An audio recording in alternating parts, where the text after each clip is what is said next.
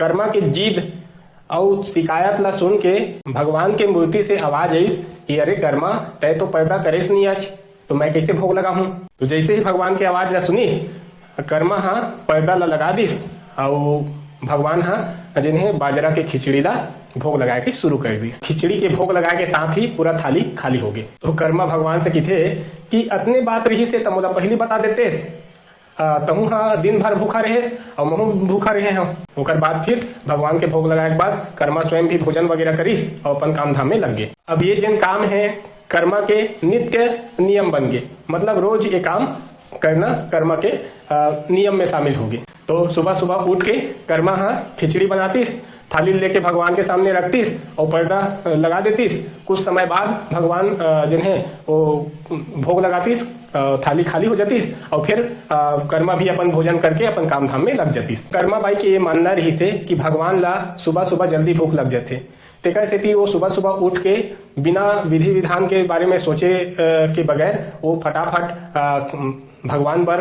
भोग लगाए पर खिचड़ी तैयार करतीस और प्रेम भाव से भगवान ला भोग लगातीस। और जब भोग लग जातीस तो निश्चिंत होके वह अपन स्नान धान करना, काम वगैरह करना और अपन खाना पीना के काम प्रतिदिन करत रही से। और ये काम हाँ लगातार चलते रही से।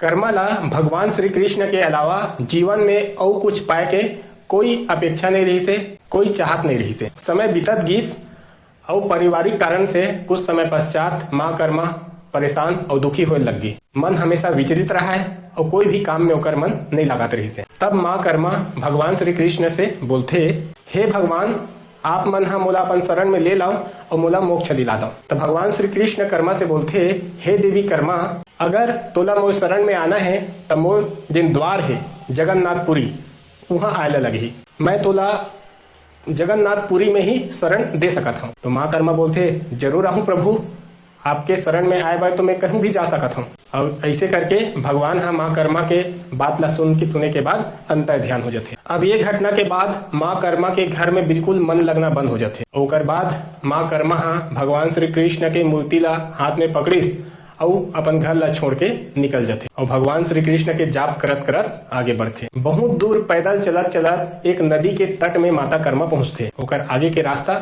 नदी से शुरू होते।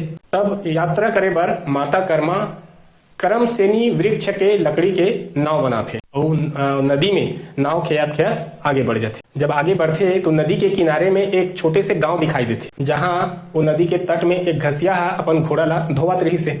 अचानक वो घसिया के नजर माँ कर्मा ऊपर पड़ते। जब घसिया माँ कर्मा देखते तो ओला देवी जी से लगते, ओकर आभा तृप्त हो जाते और ओला ऐसे लगते जिसे ओकर जीवन सफल हो गए। माँ हाँ नाव खोवत खोवत घसिया के पास में पहुंच जाते।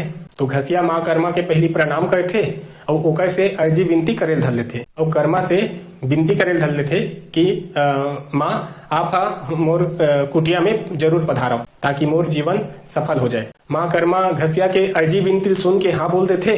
घसिया हाँ माँ कर्मा ला नदी के तट में बैठा के अपन बस्ती चल देते, अपन गांव चल देते और जाके अपन पूरा कुटुंब के सदस्य मन ला और सब ला हंसी खुशी बुला के लाते। घसिया अपन परिवार और कुटुंब के बीच पहुंचते और माता कर्मा के बारे में बताते कि नदी के तट में एक देवी आए है जिन बिल्कुल ईश्वरीय स्वरूप है, ईश्वर के स्वरूप दिखा थे। वो हमार कुटिया में आए पर तैयार भी है।